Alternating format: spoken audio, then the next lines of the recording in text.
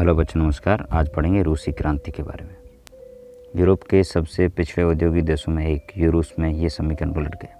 1917 की अक्टूबर क्रांति के जरिए रूस की सत्ता पर समाजवादियों ने कब्जा कर लिया। फरवरी 1917 में राजशाही के पतन और अक्टूबर की घटनाओं को ही अक्टूबर की क्रांति कहा जाता है। ऐसा कैसे हुआ? क्रांति के समय रूस के सामाजिक और राजनीतिक हालात कैसे थे? इन सवालों का जवाब ढूंढने के लिए आइए क्रांति से कुछ साल पहले की स्थितियों पर नजर डालें। रूसी साम्राज्य 1914 में रूस और उसके पूरे साम्राज्य पर जार निकोलस द्वितीय का शासन था। मॉस्को में पड़ने वाला भूक्षेत्र के अलावा आज का Finland, Latvia, Lithuania, Estonia, Poland, Ukraine, Belarus के कुछ अन्य हिस्से रूस साम्राज्य के अंग थे। ये साम्राज्य प्रशांत महासागर तक फैला हुआ था। आज के मध्य एशियाई राज्यों के साथ साथ जॉर्जिया, आर्मेनिया और अजरबैजान भी इसी साम्राज्य के अंतर्गत आते थे। रूस में ग्रीक ऑर्थोडॉक्स चर्च से उपजी शाखा रूसी ऑर्थोडॉक्स क्रिश्चियनिटी को मानने वाले बहुमत में थे। इसके साथ साथ कैथोलिक, प्रोटेस्टेंट, मुस्लिम और बौद्ध धर्म के लोग भी रहते थे। अब आता है अर्थव्यवस्था और समाज। 20वीं सदी की शुरुआत में रूस की आबादी का एक बहुत बड़ा हिस्सा खेतीबाड़ी से जुड़ा हुआ था। रूसी साम्राज्य का लगभग 85% जनता आजीविका के लिए खेती पर निर्भर थी। यूरोप के किसी भी देश में खेती पर आश्रित जनता का प्रतिशत इतना अधिक नहीं था। उदाहरण के तौर पर फ्रांस और जर्मनी में खेती पर निर्भर आबादी 40 से 50% से ज़्यादा कहीं नहीं थी। रूसी साम्राज्य के किसान अपनी ज़रूरतों के साथ साथ बाजार के लिए भी पैदावार करते थे। रूस अनाज का एक बड़ा निर्यातक राष्ट्र था।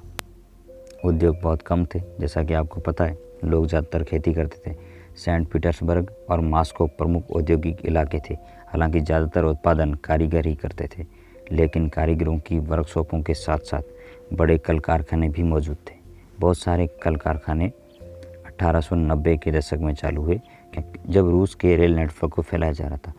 उसी समय रूसी उद्योगों में विदेशी निवेश भी तेज़ी से बढ़ा। विदेशी निवेश मतलब विदेशी लोग जब देश में आकर अपना पैसा लगाएं तो उसको विदेशी निवेश बोलते हैं। इन कारकों के चलते कुछ ही सालों में रूस के कोयला उत्पादन में 2 गुना और स्टील उत्पादन में 4 गुना वृद्धि हुई।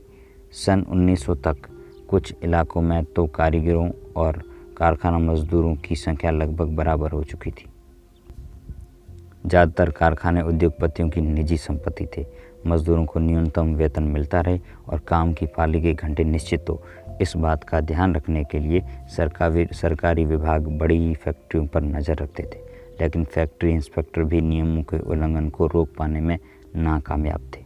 कारीगरों की इकाइयों और वर्कशॉपों में काम की पाली प्राय 15 घंटे तक खींच जाती थी, और जबकि कारखानों में मजदूर आमतौर पर 10 से 12 घंटे की पाली में काम करते थे।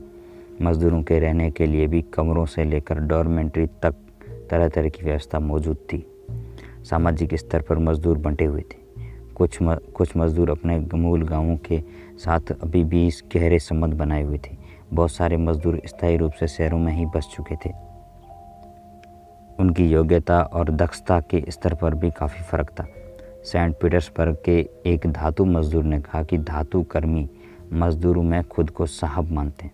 उनके काम में ज़्यादा प्रशिक्षण और निपुणता की जरूरत जो हो रही थी। 1914 में फैक्ट्री मजदूरों में औरतों की संख्या 31% थी, लेकिन उन्हें पुरुषों के मुकाबले कम वेतन मिलता था। मर्दों की तनख्वाह के मुकाबले आधे से 3/4 तक। मतलब अगर तनख्वाह एक दिन की 100 रुपये है तो महिला को 50 से लेकर 66 रुपये के बीच में पैसा मिलता था। मजदूरों के बीच मौजूद फासला उनके पहनावे और व्यवहार में भी साफ दिखाई देता है। यद्यपि कुछ मजदूरों ने बेरोजगारी या आर्थिक संकट के समय एक दूसरे की मदद करने के लिए संगठन बना लिए थे, लेकिन ऐसे संगठन बहुत कम थे। इन विभेदों के बावजूद जब किसी को नौकरी से निकाल दिया जाता था या उन्हें मालिकों से कोई शिकायत होती थी तो मजदूर एकजुट होकर हड़ताल भी कर देते थे। 1896-97 के बीच कपड़ा उद्योग में और 1902 में धातु उद्योग में ऐसी हड़तालें काफ़ी बड़ी संख्या में आयोजित की गई, देहात की ज़्यादातर ज़मीन पर किसान खेती करते थे, लेकिन विशाल संपत्तियों पर सामंत, राजशाही और ऑर्थोडॉक्स चर्च का कब्जा था। मजदूरों की तरह किसान भी बंटे हुए थे। किसान बहुत धार्मिक स्वभाव के थे। इक्का दुक्का अपवादों को छोड़ दिया जाए तो वे सामंतों और नवाबों का बिल्कुल सम्मान नहीं करते थे। नवाबों और सामंतों को जो सत्ता और हैसियत मिली हुई थी वह लोकप्रियता की वजह से नहीं, बल्कि जार के प्रति उनकी निष्ठा और सेवा के बदले मिली हुई थी। यहाँ की स्थिति फ्रांस जैसी नहीं थी। मिसाल के तौर पर फ्रांसीसी क्रांति के दौरान ब्रिटेनी के किसान न केवल नवाबों का सम्मान करते थे, बल्कि उन्होंने नवाबों को बचाने के लिए बाकायदा लड़ाइयाँ भी लड़ी। इसके विपरीत रूस के किसान चाहते थे कि नवाबों की ज़मीन छीनकर किसानों के बीच बांट दी जाए। बहुधा वह लगान भी नहीं चुकाते थे। कई जगह तो जमींदारों की हत्या भी की जा चुकी थी। 1902 में दक्षिणी रूस में ऐसी घटनाएं बड़े पैमाने पर घटी। 1905 में तो पूरे रूस में ही ऐसी घटनाएं घटने लगी।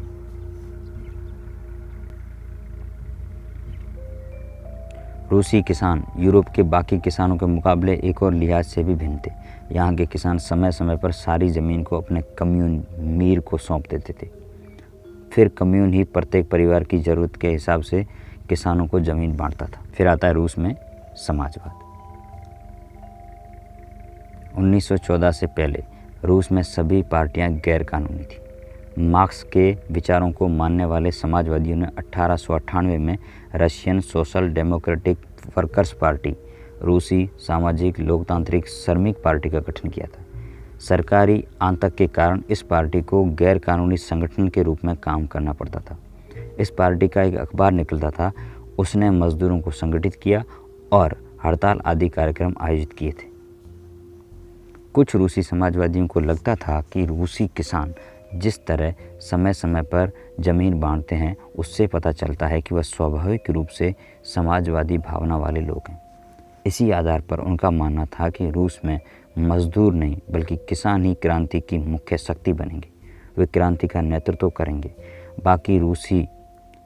रूस बाकी देशों के मुकाबले ज़्यादा जल्दी समाजवादी देश बन जाएगा।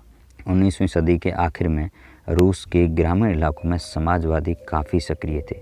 सन 1900 में उन्होंने सोशलिस्ट रेवोल्यूशनरी पार्टी, समाजवादी क्रांतिकारी पार्टी का गठन कर लिया। इस पार्टी ने किसान के अधिकारों के लिए संघर्ष किया और मांग की कि सामंतों के कब्जे वाली ज़मीन किसानों को सौंप दी जाए। किसानों के सवाल पर सामाजिक लोकतंत्रवादी खेमा समाजवादी क्रांतिकारियों से सहमत नहीं था। लेनिन का मानना था कि किसानों में एकजुटता नहीं है, वे बंटे हुए हैं। कुछ किसान गरीब थे, कुछ अमीर, कुछ मजदूरी करते थे तो कुछ पूंजीपति थे जो नौकरों से खेती करवाते थे। इन आपसी विभेदों के चलते वे सभी सामाजिक आंदोलन का हिस्सा नहीं हो सकते थे। सांगठनिक रणनीति के सवाल पर पार्टी में गहरे मतभेद थे। व्लादिमीर लेनिन बोल्शेविक खेमे के मुखिया सोचते थे कि राजा शासित रूस जैसे दमनकारी समाज में पार्टी अत्यंत अनुशासित होनी चाहिए और अपने सदस्यों की संख्या व स्तर पर उसका पूरा नियंत्रण होना चाहिए। दूसरा खेमा मनस्विक मानता था कि पार्टी में सभी को सदस्यता दी जानी चाहिए। यहाँ बोल्शेविक का अगर हिंदी में अर्थ देखो तो उसका होता है बहुमत और मनस्विक का होता है अल्पमत। फिर आता है उथल पुथल का समय। 1905 की क्रांति। रूस में निरंकुश जारशाही थी। निरंकुश किसको बोलते हैं? राजा किसी की नहीं सुने। अन्य यूरोपीय शासकों के विपरीत 20वीं सदी की शुरुआत में भी जार राष्ट्रीय संसद के अधीन नहीं था। उदारवादियों ने इस स्थिति को ख़त्म करने के लिए बड़े पैमाने पर मुहिम चलाई। 1905 की क्रांति के दौरान उन्होंने संविधान की रचना के लिए सोशल डेमोक्रेट और समाजवादी क्रांतिकारियों को साथ लेकर किसानों और मजदूरों के बीच काफ़ी काम किया। रूसी साम्राज्य के तहत उन्हें राष्ट्रवादियों में इस्लाम के आधुनिकीकरण के समर्थक जदीदियों का भी समर्थन मिला। रूसी मजदूरों के लिए 1904 का साल बहुत बुरा रहा। ज़रूरी चीज़ों की कीमतें तेज़ी से बढ़ी कि वास्तविक वेतन में 20% तक की गिरावट आ गई। उसी समय मजदूर संगठनों की सदस्यता में भी तेज़ी से वृद्धि हुई। 1904 में ही गठित की गई असेंबली ऑफ रशियन वर्कर्स रूसी श्रमिक सभा के 4 सदस्यों को प्यूतिलोव आयरन वर्कर्स में उनकी नौकरी से हटा दिया गया, तो मजदूरों ने आंदोलन छेड़ने का ऐलान कर दिया। अगले कुछ दिनों के भीतर सेंट पीटर्सबर्ग के 1,10,000 से ज़्यादा मजदूर काम के घंटे घटाकर 8 घंटे किए जाने और वेतन में वृद्धि और कार्य स्थिति में सुधार की मांग करते हुए हड़ताल पर चले गए। इसी दौरान जब पादरी गैपोन के नेतृत्व में मजदूरों का एक जुलूस विंटर पैलेस जार का महल के सामने पहुंचा, तो पुलिस और कोसैक्स ने मजदूरों पर हमला बोल दिया। इस घटना में 100 से ज़्यादा मजदूर मारे गए और लगभग 300 घायल हुए। इतिहास में इस घटना को खूनी रविवार के नाम से याद किया जाता है। 1905 की क्रांति की शुरुआत इसी घटना से हुई थी। सारे देश में हड़तालें होने लगी। जब नागरिक स्वतंत्रता के अभाव का विरोध करते हुए विद्यार्थी अपनी कक्षाओं का बहिष्कार करने लगे, तो विश्वविद्यालय भी बंद कर दिए गए।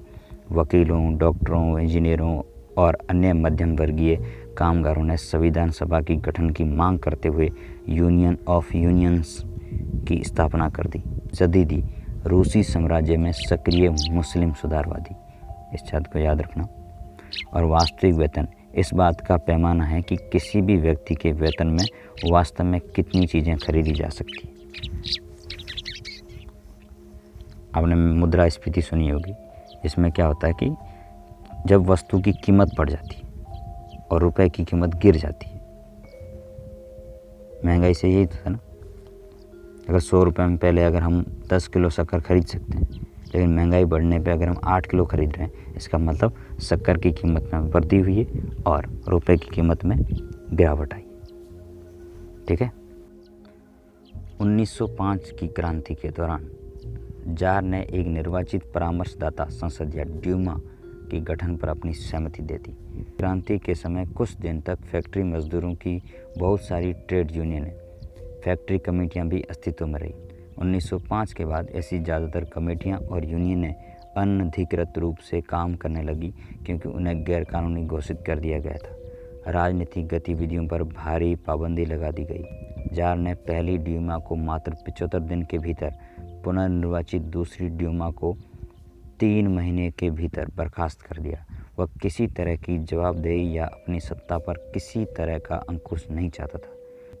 उसने मतदान कानून में फेरबदल करके तीसरी ड्यूमा में रूढ़िवादी राजनेताओं को भर डाला। उदारवादियों और क्रांतिकारियों को बाहर रखा गया। अब आता है पहला विश्व युद्ध और रूसी साम्राज्य। 1914 में 2 यूरोपीय संगठनों के बीच युद्ध छिड़ गया। एक खेमे में जर्मनी, ऑस्ट्रिया और तुर्की थे, तो दूसरे खेमे में फ्रांस, ब्रिटेन और रूस। बाद में इटली और रोमानिया भी इस खेमे में शामिल हो गया। इन देशों के पास विशाल वैश्विक साम्राज्य थे, इसलिए यूरोप के साथ साथ ये युद्ध यूरोप के बाहर भी फैल गया था। इसी युद्ध को पहला विश्व युद्ध कहा जाता है। इस युद्ध को शुरू में रूसियों का काफ़ी समर्थन मिला था। जनता ने जार का साथ दिया, लेकिन जैसे जैसे युद्ध लंबा खिंचता गया, जार ने ड्यूमा में मौजूद मुख्य पार्टियों से सलाह लेना छोड़ दिया। उसके प्रति जन समर्थन कम होने लगा। जर्मनी विरोधी भावनाएं दिनों दिन बलवती होने लगी। जर्मनी विरोधी भावनाओं के कारण ही लोगों ने सेंट पीटर्सबर्ग का नाम बदलकर पेट्रोग्राद रख दिया, क्योंकि सेंट पीटर्सबर्ग जर्मन नाम था। जारीना, जो जार की पत्नी या फिर महारानी अलेक्जेंड्रा के जर्मन मूल होने का और उनके घटिया सलाहकारों, खास तौर पर रासपुतिन नामक एक सन्यासी ने राजशाही को और अलोकप्रिय बना दिया।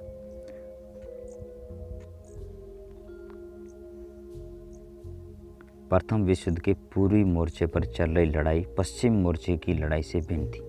पश्चिम में सैनिक पूर्वी फ्रांस की सीमा पर बनी खाइयों से लड़ाई लड़ रहे थे, जबकि पूर्वी मोर्चे पर सेना ने काफ़ी बड़ा फासला तय कर लिया। इस मोर्चे पर बहुत सारे सैनिक मौत के मुंह में जा चुके थे। सेना की पराजय ने रूसियों का मनोबल तोड़ दिया। 1914 से 1916 के बीच जर्मनी, ऑस्ट्रिया में रूसी सेनाओं को भारी पराजय झेलनी पड़ी।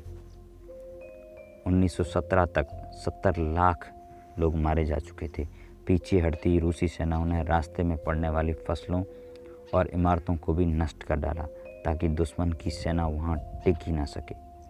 फसलों और इमारतों के विनाश से रूस में 30 से ज़्यादा लोग शरणार्थी हो गए। इन हालातों ने सरकार को और जार दोनों को अलोकप्रिय बना दिया। सिपाही भी युद्ध से तंग आ चुके थे, अब वे लड़ना नहीं चाहते थे। युद्ध से उद्योगों पर भी बुरा असर पड़ा। रूस के अपने उद्योग तो वैसे भी बहुत कम थे, अब तो बाहर से मिलने वाली आपूर्ति भी बंद हो गई, क्योंकि बाल्टिक समुद्र जिस रास्ते से विदेशी औद्योगिक सामान आते थे उस पर जर्मनी का कब्जा हो चुका था। यूरोप के बाकी देशों के मुकाबले रूस के औद्योगिक उपकरण ज़्यादा तेज़ी से बेकार होने लगे। 1916 तक रेलवे लाइनें टूटने लगी। अच्छी सेहत वाले मर्दों को युद्ध में झोंक दिया गया। देश भर में मजदूरों की कमी पड़ने लगी और ज़रूरी सामान बनाने वाली छोटी छोटी वर्कशॉप ठप होने लगी। ज़्यादातर अनाज सैनिकों का पेट भरने के लिए मोर्चे पर भेजा जाने लगा। शहरों में रहने वालों के लिए रोटी और आटे की किल्लत पैदा हो गई। 1916 की सर्दियों में रोटी की दुकानों पर अक्सर दंगे होने लगे। पेट्रोग्राद में फरवरी की क्रांति, ये हम अगले वीडियो में पढ़ेंगे। Thank you.